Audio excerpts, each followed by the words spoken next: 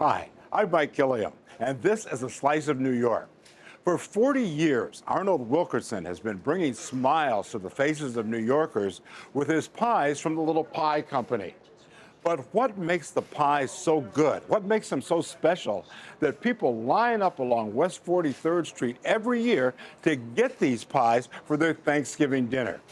We're going to find out from Arnold. We're going to learn some of his secrets right now on A Slice of New York. Let's get to it. I think they're probably the best pies I've ever eaten. Arnold Wilkerson's customers come from all over the tri-state area. And now with the internet, they come from across the country.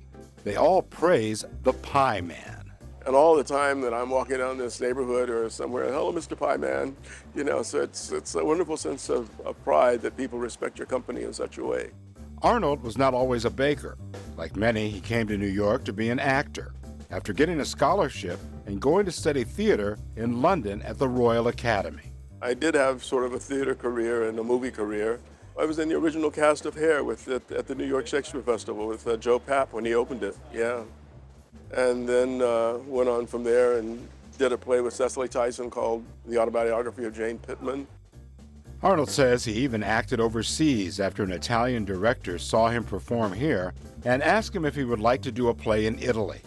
But when he returned without future acting gigs lined up, he decided to make a career change and become a baker, baking pies in his apartment in the same building the store is located in Manhattan Plaza.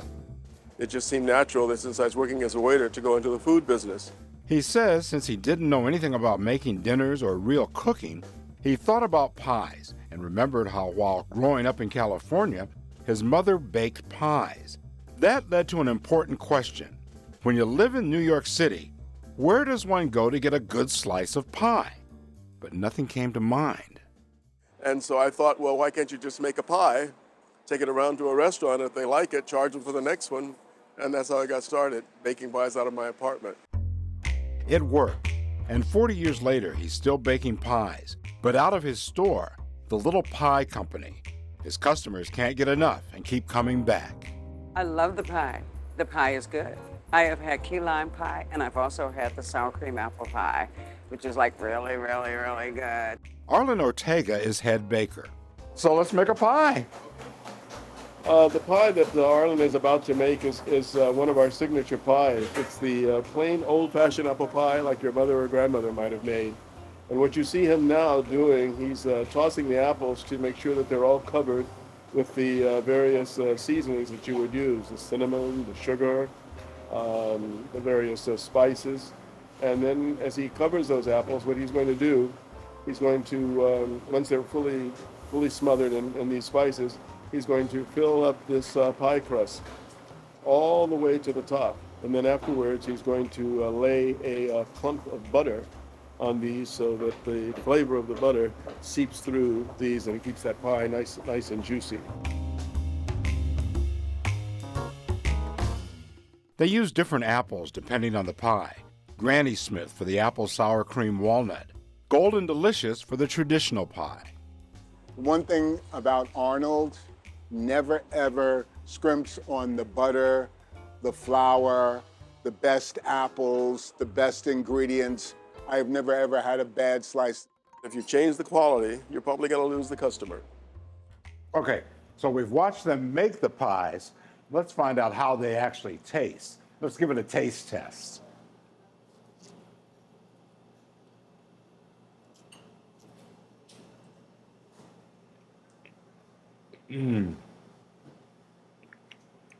Delicious. And in addition to creating delicious treats over the last 40 years, Arnold and his team have also created lasting memories. One day we were invited to take part in Black History, and we took part of it at the top of the Empire State Building. And their little pie company made a sign that said, if you can bake it here, you can bake it anywhere. And every time I look at that building, now it's more than just a building that I saw in pictures. We were up there at the top of the Empire State Building. All righty then. We're going to take a short break.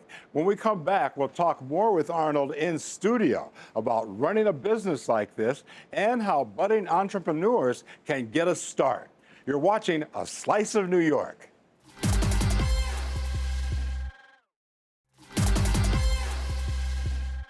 Welcome back. I'm Mike Gilliam, and this is A Slice of New York. The founder of the Little Pie Company, Arnold Wilkerson, is here in studio to continue our conversation. Now, Arnold, welcome to you, and thanks for coming in. I appreciate you inviting me. Thank you so much. Oh, it's good to have you. Now, we mentioned that you started the business baking pies in your apartment at Manhattan Plaza. How did that work? Well, I had been watching a television program, and it was in the 80s, and the announcer said that this was the year of the entrepreneur, and I let that resonate with me, and decided that since my career as an actor was a bit fledgling, that going into another business probably should probably be something that I give thought to. And when I was working in the restaurant, we used to invite each other over to each other's houses to make dinners. And they never liked my main courses, but they always liked the desserts. And the thing that we'd always say to each other after dinner is, you should start a business, you should start a business. And I guess I was one of the ones that took it seriously and decided that since they liked my desserts, that I would give the apple pie a try. And then I happened to be watching a Phil Donahue show, and a guy on the show there said, you know, that there was a time in America that if you wanted to start a business, you just wrote taxi on your car and drove around and picked up people, and then you started a fleet of taxis. So I thought, well, if I baked an apple pie, I could take that around to restaurants and just give it to them, and if they asked me for another one, I charge them for it. Okay. And so I started that way. So then you did that, and you were actually doing this out of the apartment. How did that work? Well, you know, when you start out something, you've got to find out if you have an audience for it. And so I started, when I was working in the restaurant, I'd bake my pies, and I'd take them to customers in the restaurant, and they'd always say, can you bring me another one? And so my customers actually got me started. And then one of the customers actually had a friend that worked for New York Magazine, and that friend wrote an article that said, buy this American pie. And so my phone started ringing off the hook. And then I knew I had something going, and went from there. Okay. But then it grew, so you could no longer just bake in your oven, right? Well, that's true too. So I had to be inventive, and so I knocked on the doors of some of my fellow apartment dwellers and asked them if I could use their ovens. And they, because it was a theater building, you know, and understood the craziness of actors, said sure. So I bought 4 timers, and I put those timers in my apartment, and when I would take 4 pies to their apartment, I'd wait for that timer to go off, take it out, bring it back, and I was doing that all through the night. And then getting up and going to work the next day, and then just buying product and just, you know, just kept it up. Wow. It was a crazy and insane time, but it was how I started. Yeah, it must have been very rewarding as that's going on. Now, another thing that happened during that time is that you kind of got in with celebrities with your pies. Tell me about that, how that happened. There was a restaurant downstairs called Curtain Up, and one day Bobby Short, Liza Minnelli, and Chita Rivera were having dinner there, and I took my pie down there, and they called me to come down and tell me how great it was, and that I should get it around to some of their other celebrity friends. And from there, we began to build kind of an audience. And then the building got wind of the fact that I was baking pies in my apartment and using other people's floors, other people's apartments. And they offered me a small space in the building. But before that happened, one of the customers at that particular restaurant happened to be a banker and wanted to meet me. And she knew that my name was Arnold, and first thing she said, well, the name like Arnold, I expect a little Jewish kid to come downstairs, and it was you. And I said, well, okay. So she introduced me to Richard Ravage, who had the Bowery Bank at the time, and we would go to the meetings at the their executive meetings, and I would take them pies, and they finally agreed to give me a small loan, which to me wasn't a small loan because it was $60,000, but I had no money at all. And because they trusted me so much, they gave me that loan without any collateral. And so prior to having that space, I had already been searching for ovens and sinks and stuff like that. And guys down in the Bowery, I got to know them. And so when we got this small space, they helped me set it up. And we created the first little pie company. And I was the only one in there except for this lady that I had met that gave me a hand also. So we opened our doors, and a very strange thing happened. You want to hear this story? Yeah. Okay. The first day that we opened our doors, a priest came by, and he said, I want to bless your business. Oh, wow. And then shortly after he left, there was a UPS guy who was a Pentecostal minister, and he said, I want to hold your hand and bless this business. And then, believe this or not, a spiritualist came by, and she said, oh, this company's been built with love. Wow. And all of that happened within the first half hour of opening our doors. Wow. And ever since that experience, I just knew that somehow, we were going to go forward. And going forward with the pie company from there just took us on a very special journey, a journey that got us through all the ups and downs that you can possibly imagine. But then a lady from the New York Times wrote an article about the pie company and kind of put us on the front page of the country. And that was very, very exciting. Wow. You've developed very loyal customers. Oh, indeed, yes. But at the same time, you also have very loyal workers. Talk to me about how you have workers now that you've had forever. Well, all of the workers that we have now, especially the bakers, all started with me as dishwashers. Now they're running the company. The head baker, the assistant head baker, all of those people have been with me for over 35 years. And they have helped me to develop public trust as far as the product is concerned. And we've never, ever cut back on the quality of our product and always maintained the integrity of the company that way. So they have been very, very loyal. In fact, I'm here today with Raul, who, when we got a warehouse, became our warehouse manager. But he's become much more than the warehouse manager. He's also become a person that is very much into something that I didn't know about. I started the company in terms of brick and mortar. Raul is into AI. So he and Danny, the vice president of the company, who also started with us when he was a teenager. He started when he was in high school? Danny was in high school, graduating from high school. Raul was in high school when he knocked on the door.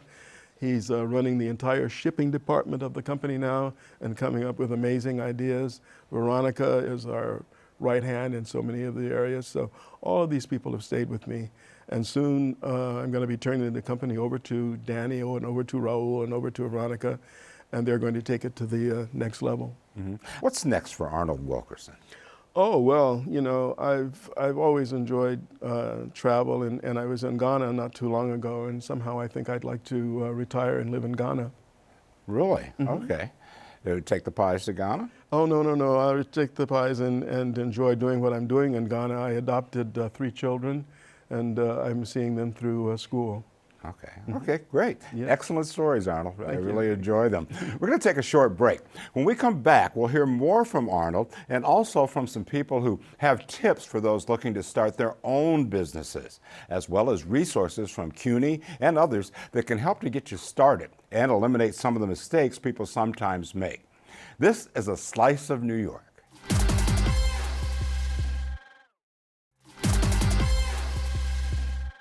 I'm Mike Gilliam, and this is a slice of New York. We've been talking to the founder of the Little Pie Company, Arnold Wilkerson, about his business and how he got started and grew the business over the years.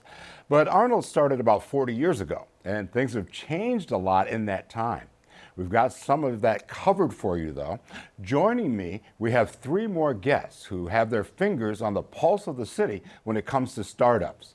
Ying Zhou leads the Tech Incubator at Queens College and is Interim Associate Director of the Queens College Small Business Development Center. Rosa Figueroa is the Director of the Small Business Development Center at LaGuardia Community College. And Ben Cox Well, he's the director of the Small Business Development Center at Baruch College. The founder of the Little Pie Company, Arnold Wilkerson, is still with us. Welcome to all of you. Thank you. Thank you. Thank you. Ben, let's start with you. What's the climate like right now for starting a small business? I think that there's always, in New York City especially, a ton of energy, a ton of ideas, and more than anything, a ton of resources, right? So I'm excited to be here to share a little bit about what resources entrepreneurs can take advantage of as they pursue their startup paths. It's not easy. It's never been easy, but there's more resources than ever. I do believe that. Okay. Ying, what should a person be looking at if they're just thinking about going ahead and going into business for themselves at this point? Well, first, I think one question they should ask themselves is why do they want to start a business? Because that's important for them. And then think about what problem they're trying to solve for the people they want to serve.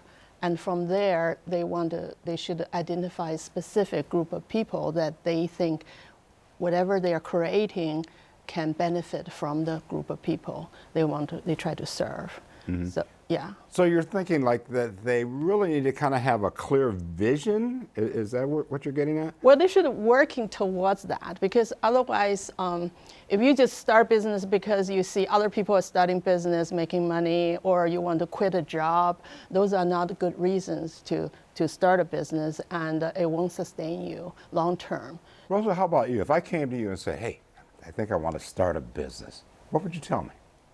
Well, number one, I want to find out, we need to plan, business plan. We also have to figure out your funding. Do you have enough funding to start? At least, do you have initial funding? Can we take you to the bank? Do you have experience in the industry? We also ask you, the resources are there so that we can provide you with the advisement, education, and the research to make sure that you can put your plan together and present it to a lender, and that you have enough capital to keep that business going for at least 12 months until you make enough revenue to continue covering your expenses. Basically, that what we call it working capital is going to cover your operating expenses, which includes your salaries, includes basically paying all the bills and buying inventory. Because if you're doing retail or manufacturing, you need to have inventory. And you can't have inventory without having capital. Is that a mistake that a lot of people make, though, and not having enough money when they start out? Yes. And working in this field for so many years, I've actually had clients who didn't listen and actually were out of business in a few months because they didn't have money to purchase their inventory. Mm-hmm. When if you're retail, if you're manufacturing, you need to have inventory. Mm-hmm. Now, when Arnold started, he went out there on a limb. He had, what, $250 in your pocket when you made that move? That's right. $250 and a dream. Mm-hmm. And was just willing to make a lot of sacrifices and go forward. Yeah. Is that kind of your advice to somebody who might want to start a business? You got to make sacrifices. You got to be. Well, you have to be prepared to make sacrifices, and you have to be prepared to work incredibly long hours, and you have to just kind of put blinders on and just go forward and just keep seeing that light at the end of the tunnel. Mm-hmm. That's what makes all the difference in the world. And you'll find that as long as you are able to sell that pie and get a little money back, sell that pie, get a little money back, that you can do it. But my suggestion to anyone who wants to start up is to certainly start small and grow and make sure that there's an audience for the product that they are making or trying to get across, and they can test that product on family and on friends to make sure that someone wants what it is that they're offering. Okay, so what you're kind of talking about is the way you started and the fact that you baked out of the apartment, so you didn't have that overhead. That's right. The overhead is something I couldn't have started if I started large. I had to start small and see if I had an audience for the product that I was making. Does that kind of jibe with your thoughts, Ben? Absolutely. You know, in our line of work at the SBDC, we advise entrepreneurs day in and day out, right? 1,000 entrepreneurs at our center, 1,000 at Rosa centers, and so on. So we've seen it all over the course of our career, and throughout the course of 1 year in particular, or any given year, we see all sorts of industries, all sorts of stages, all sorts of problems that people are trying to solve. But one underlying piece of advice that we have for all these entrepreneurs is exactly in line with Arnold's advice. Start small, start somewhere, start small, and get some feedback and reiterate and learn and reiterate. And I think that even if you don't have a lot of resources in your own pocket or in your bank accounts, if you can make a sale, then you've got something. You know you've got something, and you can keep at it. Hopefully that provides the fuel that you need to get up the next day and do it again. Now, I'm talking with people who are involved in the CUNY system here, okay? So I think one of the first questions a person watching this would say is, well, do I have to be a CUNY student to tap into these resources? No. Oh. No. No, it's open to general public. There are tons of resources, and SBDC being one, but there are many other incubators, accelerators, and commercial kitchens, especially for food entrepreneurs, and lots of consultants and advisors. Like a SCORE is an organization that provides free mentors. So a lot of people don't necessarily know the existence of all these resources. That may not be, all of them may not be available when you first started. So definitely talk to people and find out. And but other things haven't really changed that much. What he said is still very, very true. A lot of foodpreneurs still start their business in their kitchen, and then they try it with their family and friends, and then they try to find a commercial kitchen that they can make more. But that testing process is very, very important. Yeah. Ben, how do you tap into these resources? There are a ton of resources. The first thing I would suggest everybody does is come to nysbdc.org, request an appointment with an SBDC business advisor, and we'll help you navigate that ecosystem. Whether you're looking to talk to a banker or an accountant, you're looking to have a business plan developed or reviewed, you're looking for advice on hiring or firing. As a SBA resource partner, we're here to field those questions and help entrepreneurs navigate the environment here in New York City. So come to the SBDC, go to New York City Small Business Services as well. Go to the public libraries. They have business service centers. Any of those 3 locations or 3 centers are really, really strong and robust resources for entrepreneurs. Rosa, do you like ideas of some politicians, or Kamala Harris, in fact, saying that they would like to have a tax credit for people who want to start a small business? Is that something that would be helpful? It would be very helpful, because a lot of small business owners, they end up losing their business because their accountant does something, or they have so much taxes to pay that they have no knowledge of. And before you know it, they can't function because their revenue is going to pay taxes. So that would be very helpful. How much cash do you need to actually get out there and start a business? It depends on the type of business. So you need to start planning. You need to find out, you have to do financial projections. You basically want to figure out how much who are you going to sell to, who's your niche, your demographic. You do have to do your marketing, and you need to find out also about making sure that you have your licenses and your permits, so that you're actually working legally in the city of New York or wherever you are. That really leads me to a question that I had been wondering about in watching the news lately. In New York City, we recently legalized cannabis, okay? And a lot of people were waiting on what I consider a slow rollout on the business licenses for that. And consequently, many of those businesses have been shuttered now, and the money that was in the business, the product, all of that confiscated. Is that something that kind of points to the fact that you need to be licensed if you're going to start a business? Yes, you need to find out what licenses you need in that particular area. You need to contact the different agencies in the city and making sure that you're doing things legally. What's the biggest pitfall that you see people falling into when they start a business, Ben? For me, I think the pitfall is actually before launch, and that is probably a tendency of entrepreneurs to keep their ideas to themselves, to be afraid of sharing and not talking openly enough about the idea. I think that all sorts of stakeholders can add value in those early planning stages, whether it's a customer, a prospective customer, a potential partner, a possible supplier. These are all folks who can help to shape the idea and really make sure it's sound. How about you, Rosa? You have to look at your competition. Especially if you're going to do a brick and mortar, to see sometimes your competitors can be your allies too. You can work with them.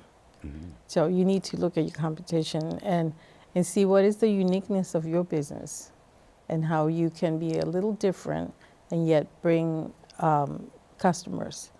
So sometimes you start a business and what determines the future of the business is the need of the community. Ying?